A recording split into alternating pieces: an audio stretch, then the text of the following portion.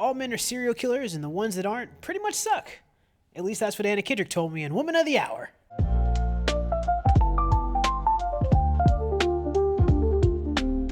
Welcome to the debut episode of Cinema Social Club, where we discuss all things film and television. So this week we're talking about Woman of the Hour, which is the directorial debut from Anna Kendrick. It's a story about Cheryl Bradshaw, who was a contestant on the dating game, and she was picked or paired up with a serial killer by the name of Rodney Alcala. Yeah, this was a creepy psychological thriller set in the 70s. Yeah. And it has elements of crime and drama, manipulation, vulnerability, and the darker side of entertainment media. Yeah. And it is actually based on true events. So through the story, they kind of jump through time to show you different killings of this murderer who had been killing women from like 1971 until 1979. A long time. Long time. Far too long. And I got to say right off the bat, this is a spoiler-filled discussion. Yes. So if you haven't watched the flick and you don't want to be spoiled, you should probably come back later after you watch it. If you don't care about spoilers and you just want to hear a good discussion, well, welcome to the party. Yeah, especially if you're debating on watching it and you kind of want to know what to expect. Yeah. So right off the bat, I want to say that Anna Kendrick, I think, did a great job in her directorial debut. I think she really nailed the vibe that they were going for with the thriller theme. I think that they did a great job of focusing on the overall themes, such as manipulation, the power sort of struggle between genders, as you mentioned, how the entertainment industry and the media exploits people and things and events and situations. Danger. And danger as well. So I think she did a great job. Yes. So I, right off the bat, say it's worth the watch. Kudos to Anna. Yeah, I think that's, very impressive to direct and star in the same film. So yeah, huge shout out. Yeah. So one of the first themes is exploitation in media, which I think that's kind of that theme kind of connects to the main storyline and the whole premise of the film, which with Cheryl Bradshaw, she's on the dating game, and just the way she's treated on the show. The host kind of treats her like a piece of meat. She's there to obviously entertain and hopefully pick one of these bachelors. Just smile and be pretty is kind of what they wanted her to do. They wanted her to very much behave. Yeah.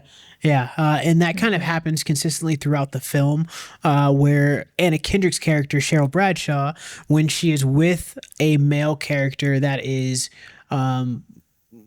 meant to be, I guess, more powerful than her, she kind of submits and she falls into this role of appeasement.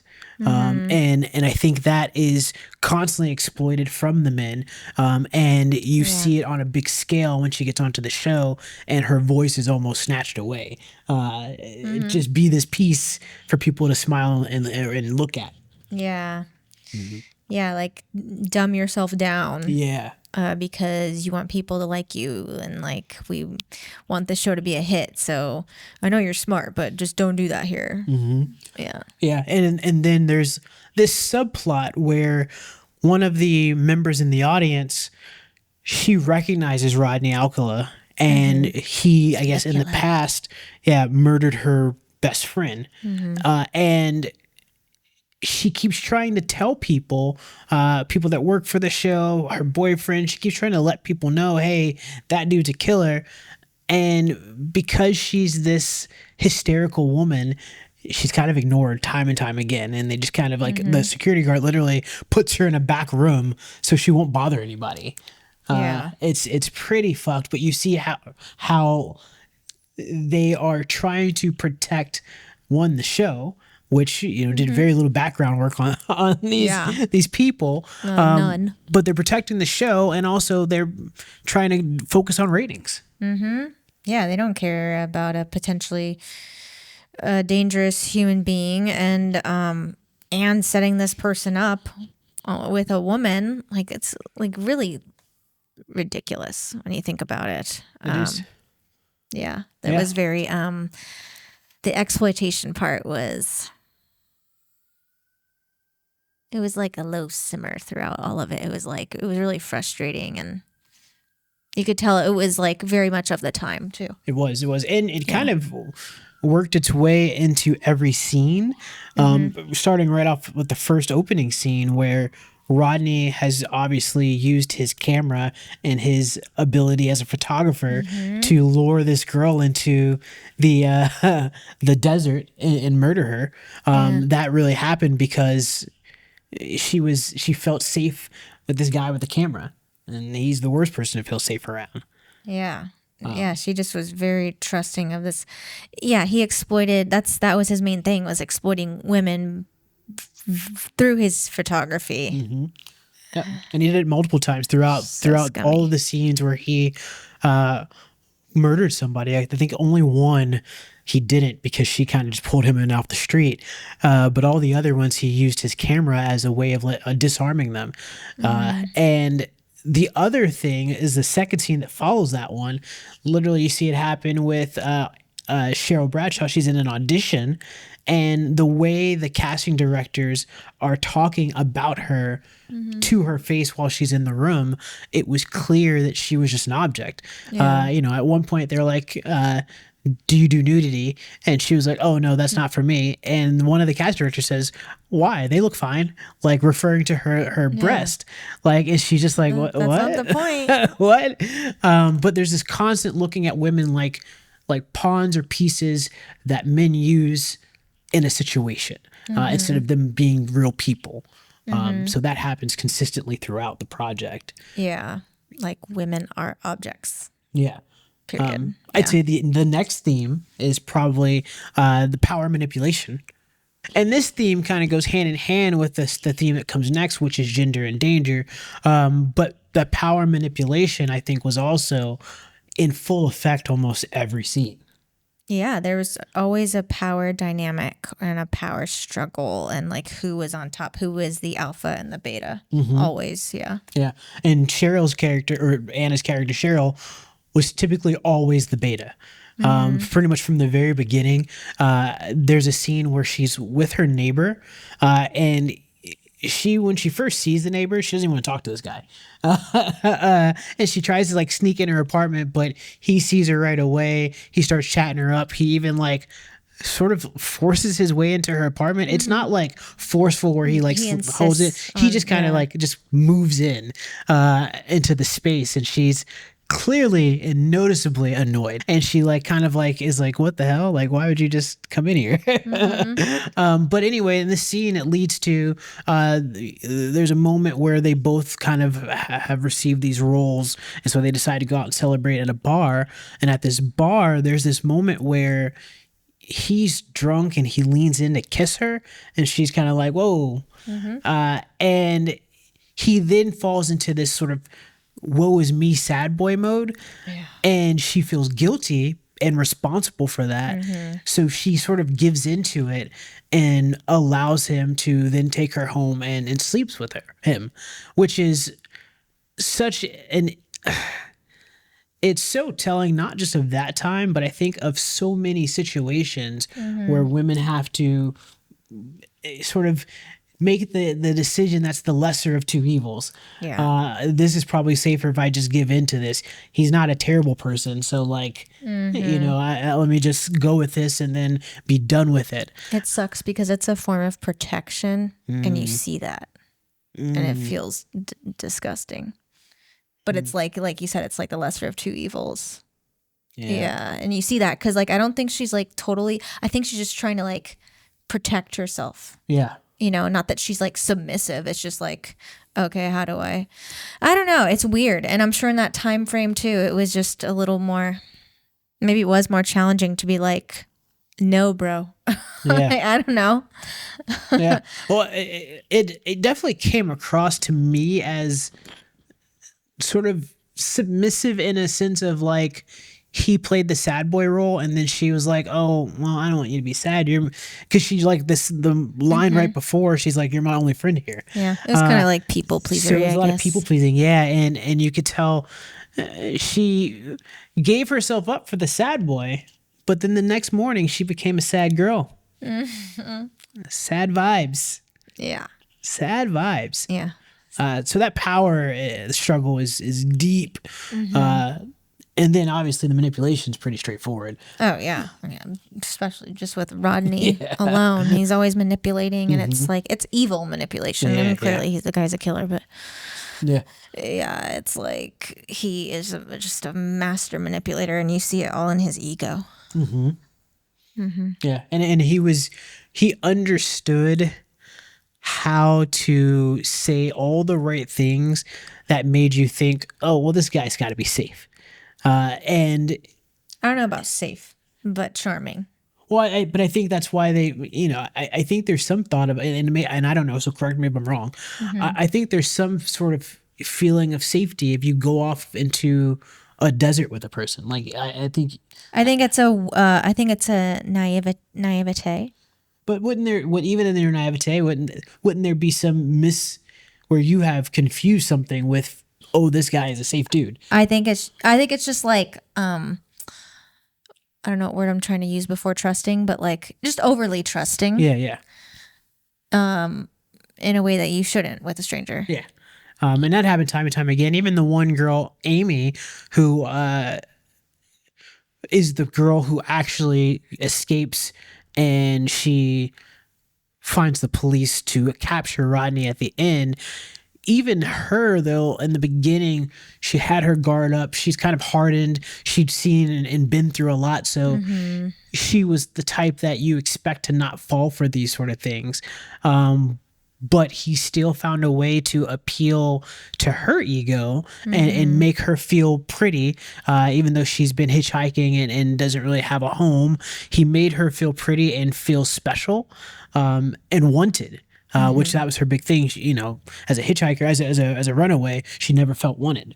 So she finally felt wanted, and he took advantage of that.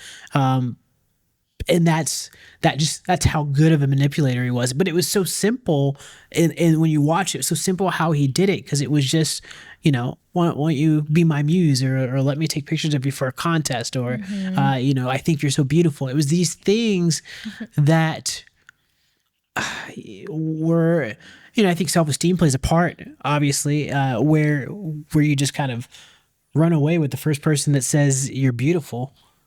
Yeah.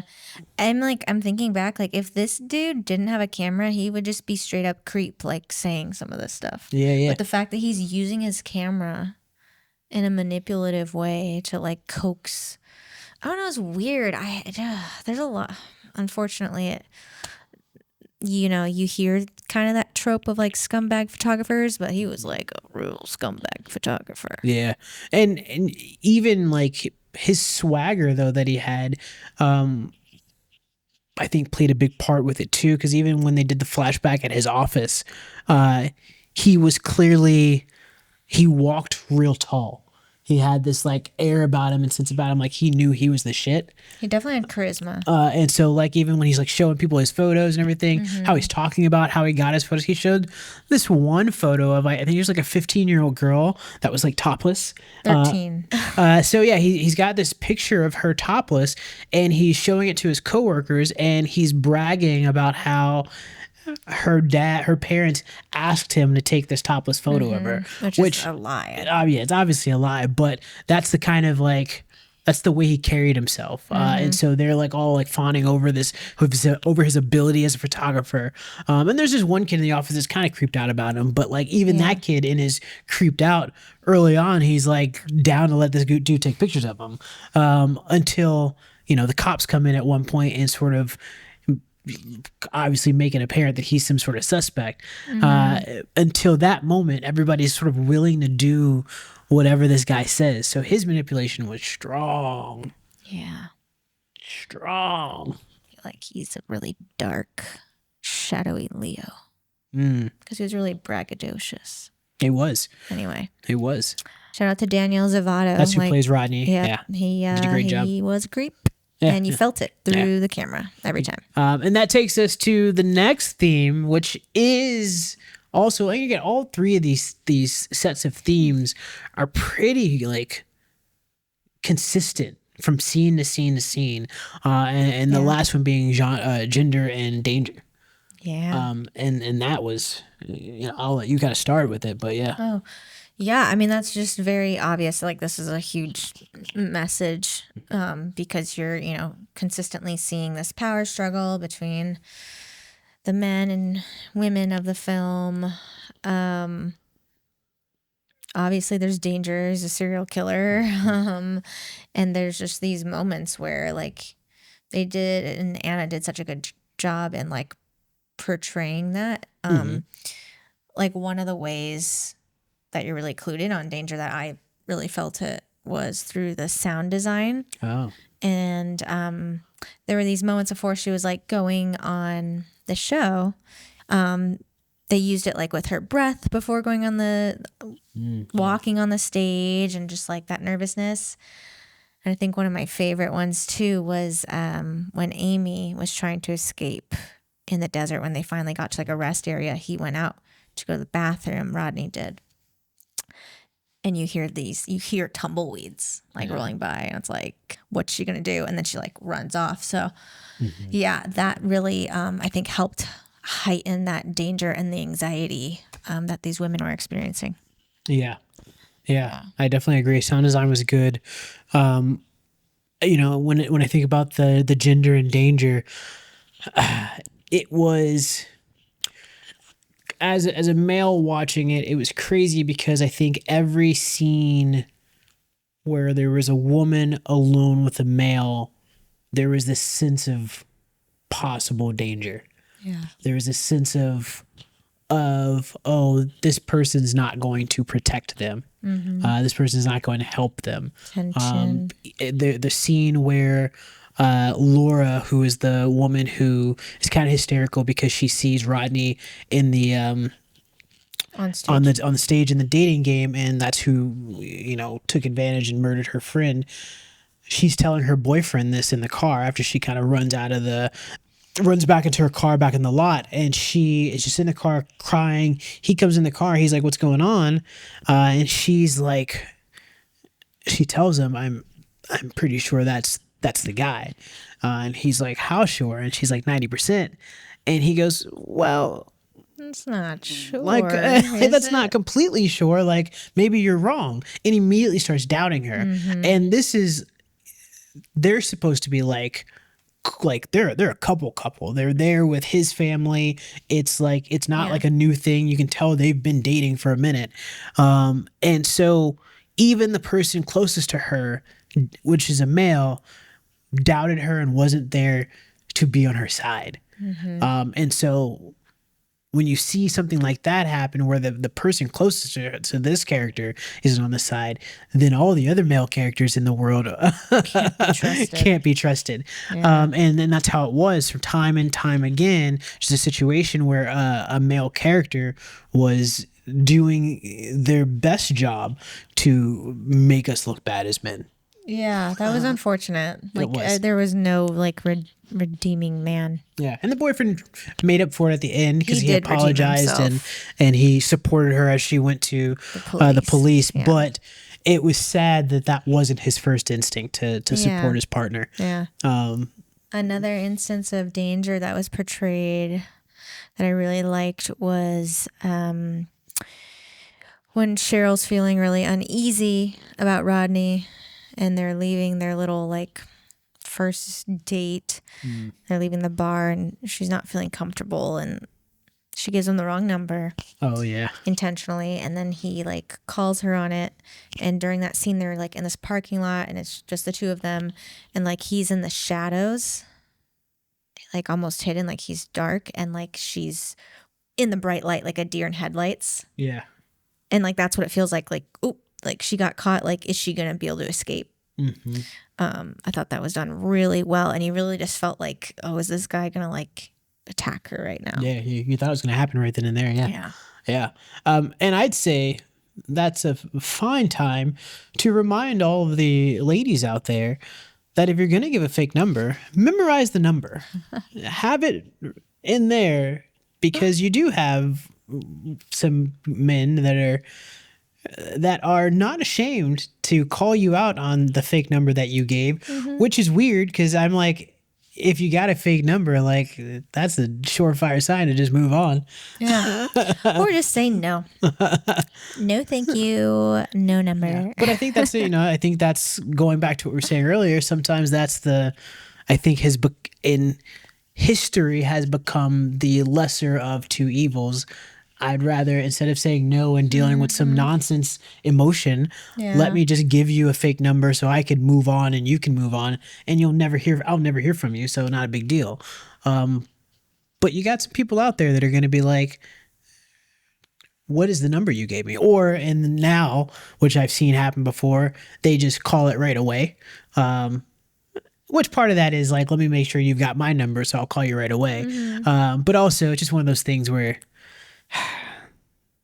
if you're going to give the fake number, know the fake number. Yeah. Oh, one more comment I had on the gender part Yeah. was that I really enjoyed, even though it was unfortunate about most of the men in there, the women were really supportive of each other. They were. Like the hair and makeup stylist for the show actually really encouraged Cheryl to like be herself and not listen to this host. And then they helped her like stand in her power, which I really loved. And then when Cheryl was at the bar just after they left the taping on that first date, and things are kind of getting weird, and he asked the waitress, for another round of drinks, and he's looking at the waitress, and the waitress looks at Cheryl, and she's like, and the waitress is like, okay, I got you, and she's like, no, we're closed up. No. It was cool that like the women were aware and encouraging of each other. Yeah, I really liked that. Yeah, that was good. That was really good. I'd say the other part, just the last one that I can think of in regards to the gender and danger, was how also one of the characters who, I don't know if she had a name, but I think it's just Apartment Girl. But this one character who Rodney ends up killing, she had some boxes she needed to be brought into the house. The movers wouldn't move it in because they were running behind, so they just dipped. And she just looks out on the street, and the first guy she sees, which is Rodney with his camera taking pictures, she thinks in her mind, oh, this guy is harmless. Let me ask him to help me bring these into my home. It's one of those things where sometimes we trust the wrong people. And sometimes we think, oh, nothing bad could ever happen to me. Like that's not a real thing. That can't happen to people. And it happens to her. She gets murdered. And it was so like frustrating for me watching this, because I'm like, why would you just invite this random person? I'm a dude. I'm not inviting some random girl into my house that I've never met before, because what if she's crazy? Yeah. That's just, anybody can be insane. Yeah. I think the moral of the story here is like, don't do anything or go anywhere with a stranger. Yeah. Stranger danger. Facts. Yeah. So, those were the main themes that I think we saw in it, and it was well done. Big claps for Miss Kendrick and the squad. She did great in that debut. I think, when I think about the project and I do my kind of personal reflections, the thing that I loved the most was probably the cinematography. I really enjoyed the shots. I enjoyed the choices that were made. The opening scene right out of the gate, it lets you know kind of how the film's going to be. And we are looking at this girl through the camera viewfinder from the eyes of Rodney. And that framing and that setup was so good. And it happens a few times throughout, like Taylor mentions, with the top down shot of Amy as she's looking to the sky before she's attacked. Just really great choices. There's a scene where Cheryl is in the bar with her neighbor, and the mirror shot I really enjoyed. Yeah. Just a lot of solid choices were made when it came to where to place the camera. Yeah. And I think it enhanced the emotion of every scene. And I really felt invested in what was happening on the screen. Yeah, I loved the use of light and shadows, like I was saying in that one deer in headlights moment. Loved the use of mirrors. There was quite a few mirror shots. And I felt like that was also kind of showing us what was being reflected, like in the world. Yeah. Like I felt like there was a message in reflections there. Yeah. Or like seeing things differently. I don't know. It was interesting. Like I liked all the mirror. I would love to ask Anna. Yeah. Why all the mirror? We could mirror definitely shots. tell that Cheryl didn't see. She didn't see herself as a force. She was just trying to make it through the world day by day and do it in a way that was not. She wasn't trying to rock the boat anywhere she went. Yeah. And until she got on the dating game show where, the homegirl said, "Hey, let that beast out." But before then, she really was moving through every scene, just trying to be able to get back home at night. Yeah. Yeah, just kind of keep her head down. And the other thing I really loved was the writing. I felt like even 10 minutes in, I remember I made a note of like, I really like the pacing, but it doesn't feel rushed. And like it was engaging throughout, like my eyes were on the screen. That's saying a lot with having ADHD. Yeah. Kept me captivated. Yeah, they did a great job with that. It's an hour and a half film. Didn't feel too long, didn't feel too short. I think as each scene moved on, you're watching it and you're so just connected to what's happening on screen that you don't realize that it's been 45 minutes now, we're halfway done. And at no point did I feel like, oh, how are they going to get to the end of the story, or like what's the wrap up here? Yeah, like it didn't feel like time was running out to And I love the use of the story wasn't told chronologically. The main story was, so what's happening with Cheryl, we're seeing kind of happen over like a 2-day span. So that's chronological, but the way that they tell the story around Rodney and the different killings he's done happens, the first flashback is 77. The main story takes place in 78. The first flashback 77. The second flashback is 70, or is a flash forward, which is 79. And then we go back to 70. It's like 71 or 71 something. or something They're like all that. time jumps. Yeah, they're all time jumps that were not confusing. Like they did a good job of just painting the picture of what this guy Rodney's been about.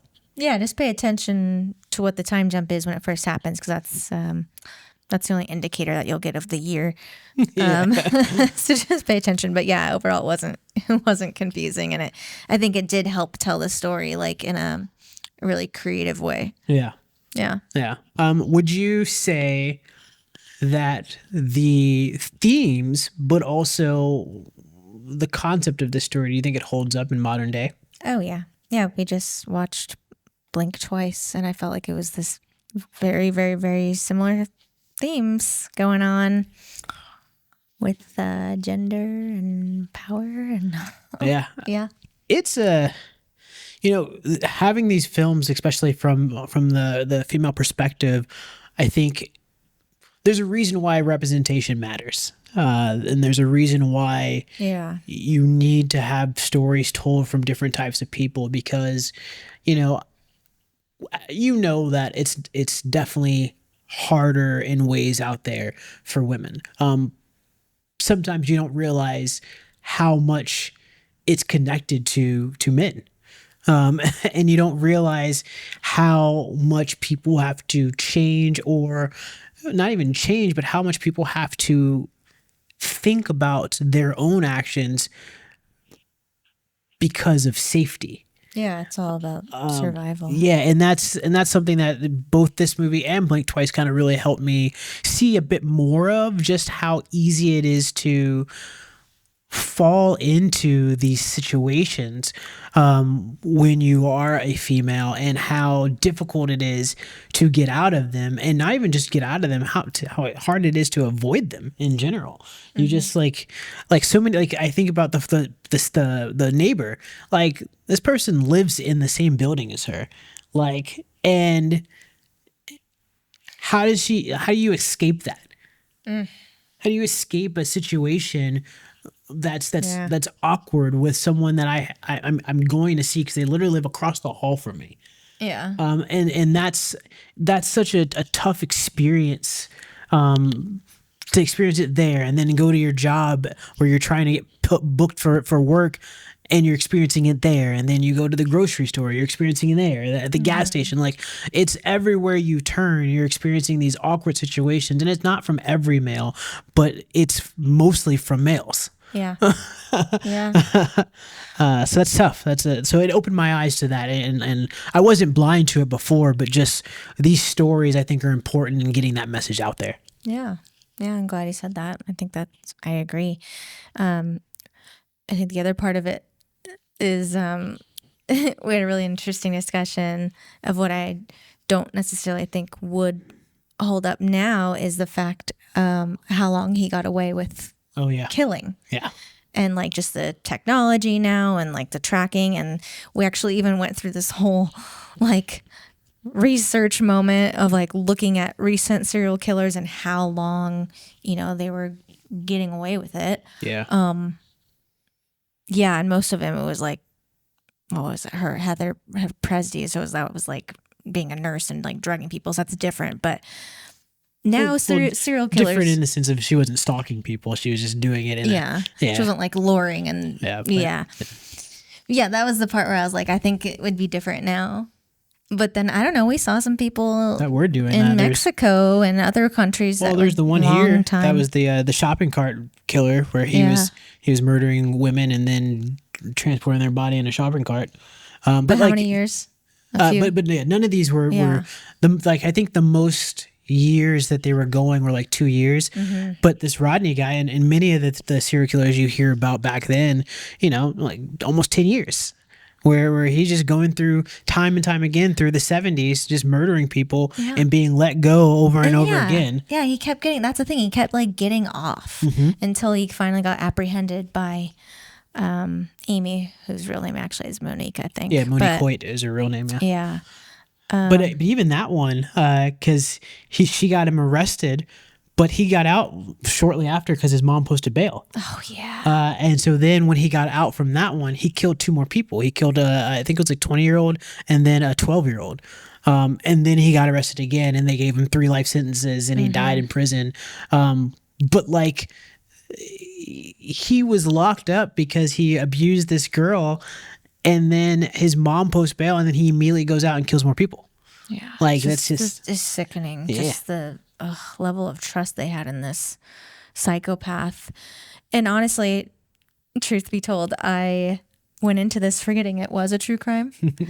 And like at the end when it, kind of listed all of these facts that we just talked about, I just, after watching that movie, I felt sick. Yeah. Like physically, I just, I like felt it again. It just shivers, shiver me timbers. But highly recommend for sure. Yeah. It's I think, sometimes you hear a name like Anna Kendrick and you see she's directing and you assume she's going to do a good job because she's been doing this for quite a while. But sometimes you're in a different role and you can't guarantee things are going to work out the way you want. And I thoroughly enjoyed this film. It was a good first project, and I look forward to more Anna Kendrick films. I think they filmed it in less than a month too. Oh wow, yeah, nice. Yeah, something like that. I think it's crazy. It's the amount of actors who have done a lot of comedic sort of roles or funny things but when they start directing, they do a lot more serious things. I was just thinking about that with Ben Stiller because he's he did Severance, and then he's got another project coming out on Netflix with Patricia Arquette and a few other people, but it's another sort of dramatic film, and I'm just like it's always interesting how the funniest people do such a good job with such serious, dramatic situations. Says a lot. It's because comedy is a serious business. It is. But yeah, hats off to Anna Kendrick and, everyone who brought that movie together and brought it to life. Really enjoyed it. Yeah. So make sure you check this film out. Yeah, it's on Netflix now. If you got a Netflix subscription, watch it. If you don't have a Netflix subscription, I'm sure you can figure it out. Let us know what you think, what your thoughts are. Yeah. We want to chat with you. It is a social club. Yeah. So anything that we missed, any things that you saw that you were like, hey, you guys didn't talk about this, definitely let us know, because I am a guy that watches films like a billion times. So I would AMC stub holder. Yeah, so I'd love to go back and see things I missed. And so let us know. But until next time, thank you for watching Cinema Social Club. Like, subscribe. And we'll see you soon.